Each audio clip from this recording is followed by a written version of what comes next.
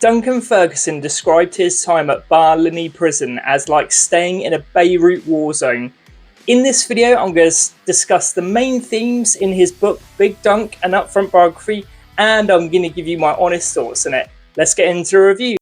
So, in October 1995, Duncan Ferguson went to Barlinnie prison to stay with some of the most notorious gangs, drug dealers and murderers in Britain.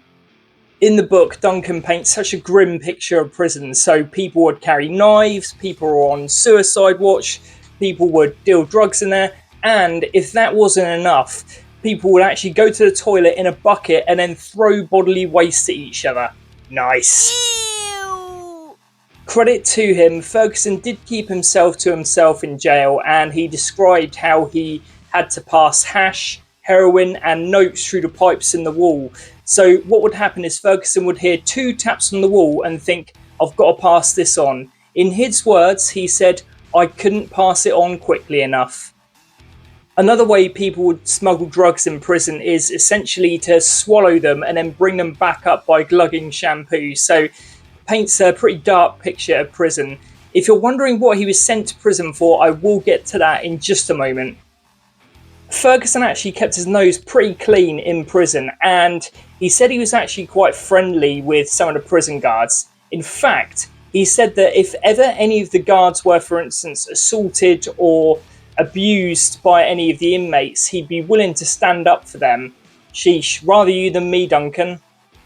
One quite poignant moment in the book comes when one of the prison guards, who is actually a Celtic fan, begins singing some Irish songs, and Ferguson, who played for Rangers, who are very much associated with the Protestants and Northern Ireland, begins singing along.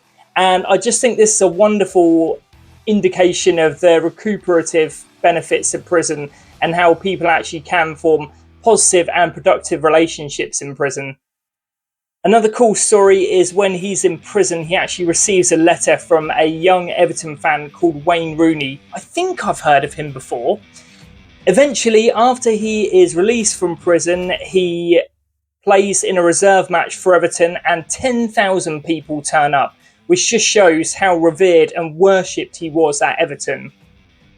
The offence Ferguson was jailed for was a headbutt on Wraith Rovers' John McStay, when Rangers played them in April 1994. Regardless of the jail sentence for Ferguson, this had a monumental impact on both players and their careers, and it seems that McStay was actually coerced into testifying against Ferguson. Throughout the book, Duncan also speaks about how he got into a lot of fights in his hometown of Stirling when he was playing for Dundee United, so he had a bit of a bad reputation, and I think that perhaps contributed to him being sent to prison, and we'll get on to some of those fights in Stirling in just a moment. Ferguson first locked horns with McStay at an SFA Young Player of the Year award dinner in 1992. This was back when Ferguson was playing for Dundee United. When Ferguson bought a drink for the business tycoon James Mortimer, he heard a couple of people laughing at him and mocking him for getting all pally-pally and getting a bit too close to Mortimer. Ooh, friend! Ferguson turned around and saw McStay, pissed out of his head, laughing with some of his friends. He went up to confront them, but thankfully some of Duncan's friends managed to calm the situation down before it escalated out of control. Cut to 1994 when they met on the pitch, and Ferguson hadn't forgotten McStay taking the mickey out of him. At one point they tussled for the ball and Ferguson moved his head towards McStay, but let's be honest, it wasn't enough for McStay to be flailing to the ground as if he'd just been shot by a sniper. Indeed, the referee didn't even book Ferguson for this incident. After the headbutt, the press really raged at McStay for supposedly diving. He said that he didn't dive, and then, hey presto, the press really set their claws into Ferguson. Ferguson claims that at the time the press had an agenda against him because of the fights that he was getting into in and around Stirling. In fact, he was actually on probation for one of those fights, at the time of the headbutt. Plus, Ferguson states that he didn't actually think McStay wanted to speak to the press or indeed the police about the headbutt on the pitch. So eventually they went to trial, and McStay said when he was testifying, "I don't know if the headbutt was accidental, it's hard to say." And then many different Wraith Rovers players actually testified against Ferguson, stating that it was an intentional headbutt. By now we know that Ferguson went to jail, and in one of the most emotive parts of the book, Ferguson actually calls out to McStay and says, "John, I know you're not a grass." And reports also suggest that after the incident, McStay actually retreated from the game and fell into depression. I think this just sums up the predatory nature of the press in the 1990s when dealing with footballers. We've already seen what happened to Paul Gascoigne and how he suffered at the hands of the press. And I think that the scepticism and the disdain that the press held for Duncan Ferguson, it's perhaps one of the reasons why he hasn't really opened up before. This is the first time we've ever heard Duncan Ferguson speak. So I think that makes the book all the more interesting, really. I also feel that Duncan Ferguson really should have had more support as a young player at Dundee United and Rangers. So it just feels like he didn't know how to manage his emotions at that time because he was such a young man after all. Yes, people wanted to take advantage of Ferguson and antagonise him, but let's be honest, he was pretty handy with his fists. There was one particular taxi rank at Stirling Town Centre where he just kept getting into fights. One time, two guys actually confronted him at the taxi rank and he started to jog away because he just didn't want any trouble. Eventually, one of them caught up to him and Duncan cleaned him out with one punch. Another time, the same two guys were actually at a taxi rank, but this time they had backup and a mass brawl ensued. And Duncan said that he was wrestling anyone that moved, fighting people on the bonnets of police cars, and then at one point he said he headbutted someone and then kicked someone else in the groin, and it was only after he was bundled into a police car that he noticed that he just assaulted two police officers and chipped one of their teeth as well. So not particularly a man to be messed with, I would say. Now, this reputation really dogged Duncan Ferguson throughout his career, and I believe he played up to it a little bit. And why wouldn't you play up to an image of being a hard man? This is at a time when some of the most feared players in the league, in the Premier League, were the likes of Roy Keane, Patrick Vieira. So why wouldn't Duncan play up to this image? I think fair play to him.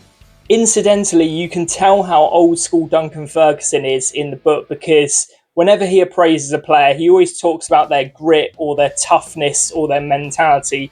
And I just think these days, when you hear someone praise a player such as Lamine Yamal, someone like that, they're always talking about their IQ or their skill or their footballing talent. So I think for that point, Duncan was very much of his time.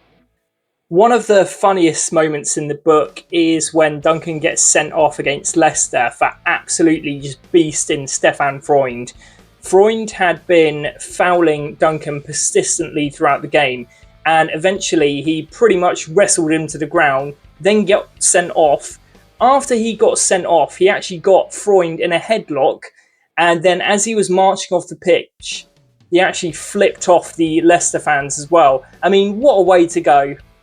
He even clashed with his teammates too. So there's a story about how when they were playing for Everton, Duncan Ferguson and Don Hutchinson fell out because Don Hutchinson was basically picking on the younger players. And at one point, Duncan's just had enough of it. And he says that in the dressing room before a Merseyside derby, he grabs Hutchinson and basically throws him all over the room.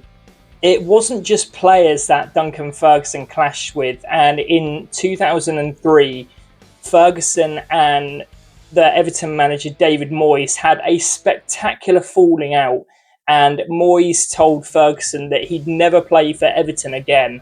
Moyes was growing frustrated with Ferguson's injury record, and he also fined the striker a week's wages when he was sent off for elbowing Bolton's Freddie Bobic. Ferguson told Moyes that it was a cardinal sin for Moyes to state that the Scotsman would never play for the Toffees again, and he said that Moyes could not control whether or not Ferguson played for the team again. And I do agree with Duncan Ferguson here, so you have to think that this was Moyes' first really big job, and eventually Moyes actually had a lot of success at Everton, getting them to the FA Cup final and also getting them to as high as 4th in the Premier League, which was their highest finish under David Moyes. Eventually, during this spectacular feud, Duncan Ferguson was made to train with their reserves and then sent home from the club for 2 weeks. He said he called the club secretary every day to apologise, and eventually Moyes and Ferguson made up, reconciled their differences, but I do just think what an absolutely chaotic atmosphere Everton must have had at that time. It just sounds like a crazy club, an explosive club to be involved in back then. So in terms of my final thoughts, I did actually really enjoy the book. The excerpts when he's in prison are particularly gripping.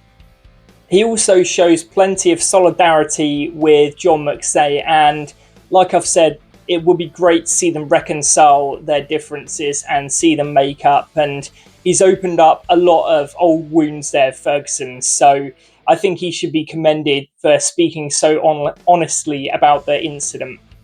And Duncan just strikes me as a player who just needed someone to calm him down, needed a little bit of a role model. And I wonder if that kind of atmosphere and that kind of safeguarding in English football was really that prevalent in the 1990s, because like Duncan Ferguson, we've heard lots of stories about players in the 90s getting into trouble. The book does paint a really good picture of Duncan Ferguson. So he says he's not a hard man at all. He says he's a friendly, everyday kind of guy.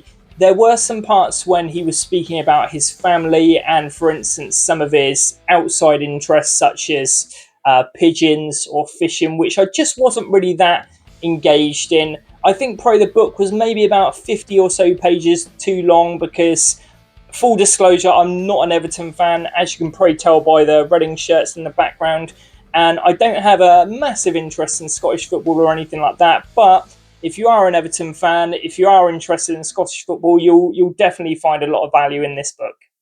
So that wraps up my thoughts on Big Dunc and Upfront Biography. Thanks so much for watching, and see you soon.